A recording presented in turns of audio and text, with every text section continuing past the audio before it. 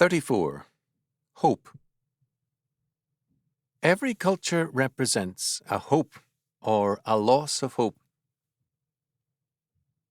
Man in society organizes himself in terms of an expectation concerning life and the future, and as long as the hope survives, the culture is alive and growing.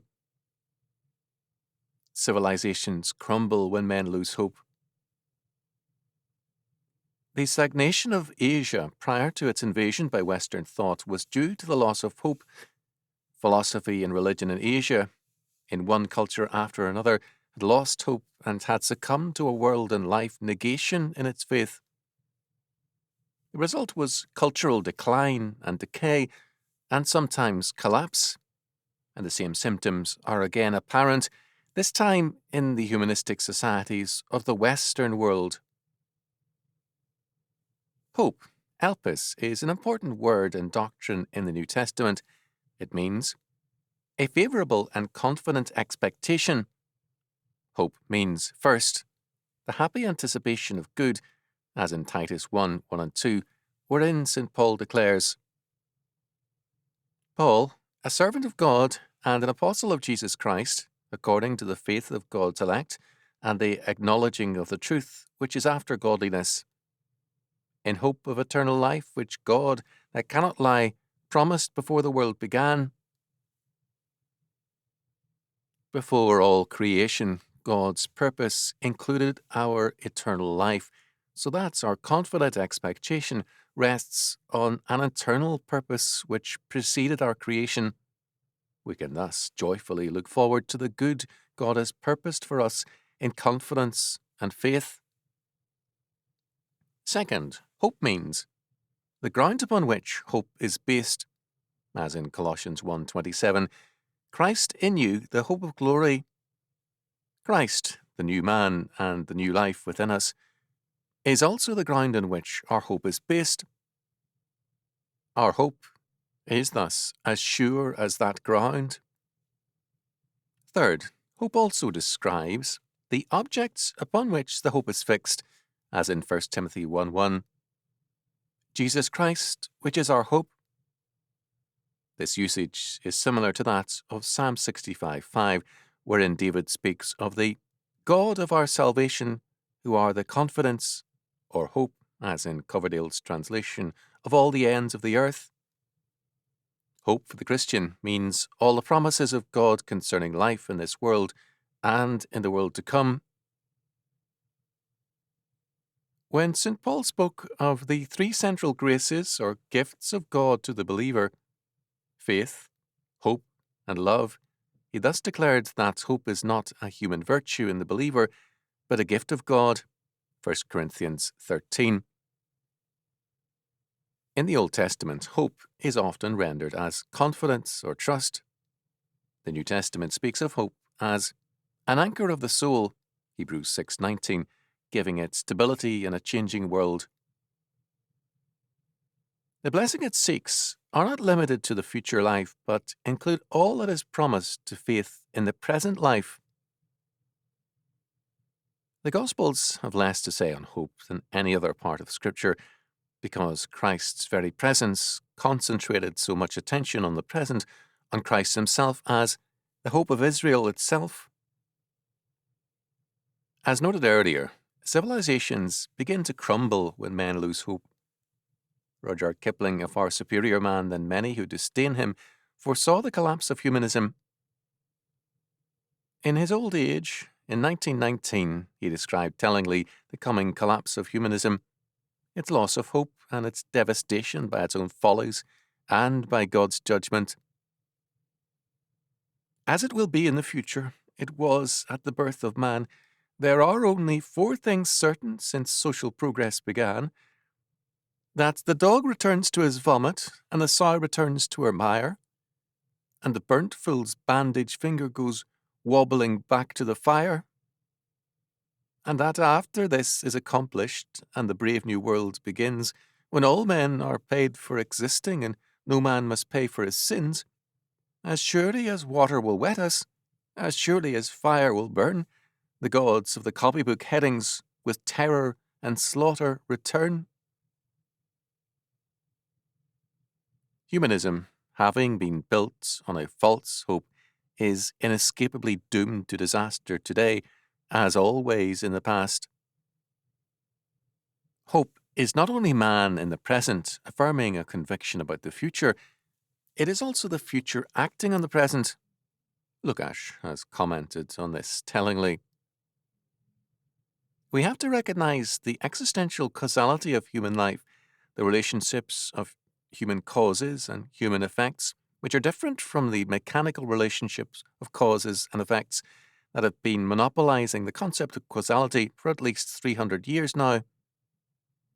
Their categorical presumption has been that a cause must always precede its effect, and that the same causes must necessarily produce the same effects, a presumption which Freud himself was incapable of transcending.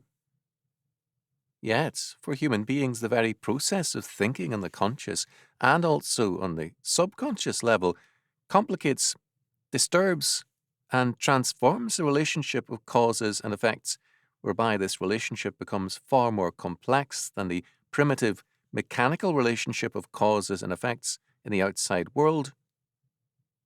Moreover, in human life, the cause of something may not always lie in the past, but in a vision of the future. This kind of purpose or cause exists in the future, not in the past. In any event, it resides within us, within our organism, of which our mind is an integral and not a separable part. The kind of science that is incapable of thinking in other categories than in those of mechanical, and therefore predictable and calculable causes and effects, that has eliminated the notion of purpose from the world, has not much more to tell us. Indeed, it is the principal agent of the destruction of nature and of man. The fact that, during the past century or two, socialists have believed that the future means socialism has been a case of the future determining the present. The momentum of socialism has been its offer of hope. Its growing crisis and coming collapse rests in the fact that it is a false hope. When postmillennial thinking has governed Christendom and the Church, the result has been the progressive conquest of all things for Christ. A hope concerning the future became the cause of that future. In a far more valid sense, we must therefore say that God's plan for the future is the cause of past, present, and future, because with God, potentiality and actuality are one.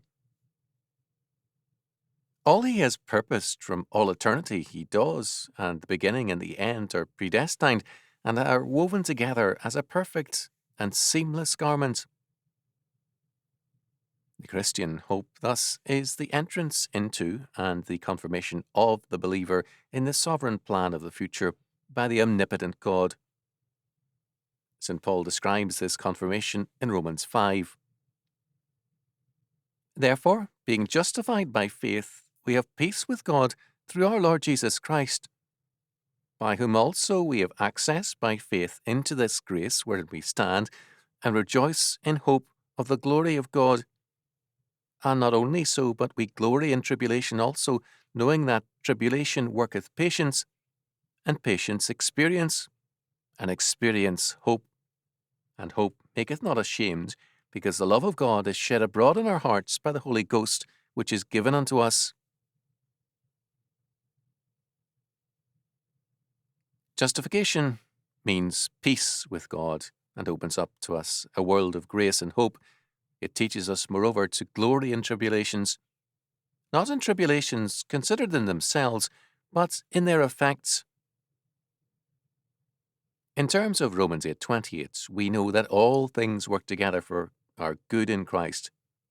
Tribulation worketh patience, and patience is a habit of endurance, and Christian patience implies submission to the will of God.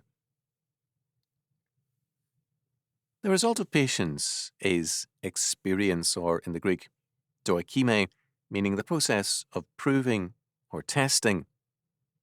The meaning here is proof, the testing and proving of faith. This testing and proving produces hope, a hope that does not disappoint us, but rather makes us bold in the face of all things, confident in the conquering power and triumph of Christ and his kingdom. The English word hope conveys in its origin something of the biblical sense also. It comes from the Old English hopean, the late Old Norse hop, and it's related to the English hop, so that hope means a leaping or to leap with expectation. To hope, therefore, is to make a leap of faith with respect to the future. Only the Christian, with God's infallible word as his guide and assurance concerning that future, can make a valid leap of faith. His indeed is a hope that maketh not ashamed. To be without God is to make a false leap concerning the future, and thus finally to be robbed of any hope. St. Paul spoke of this aspect of the life of unbelievers, declaring that at that time ye were without Christ, being aliens from the commonwealth of Israel, and strangers from the covenants of promise, having no hope, and without God in the world. Ephesians 2:12. To be without God is finally to be without a valid hope, and to be aliens and strangers from God's covenantal promises. Civilizations crumble when men lose hope, even though men may, as today, enjoy marked material advantages in the present. This is not surprising. Important as material advantages are by themselves, they cannot satisfy man's hunger for a hope that matches the purposes of God in creating man. As our Lord declared, "It is written, Man shall not live by bread alone, but by every word that proceedeth out of the mouth of God." Matthew 4:4. Man needs bread, but even more he needs the every word of God, for it alone is the word of certainty and the word of hope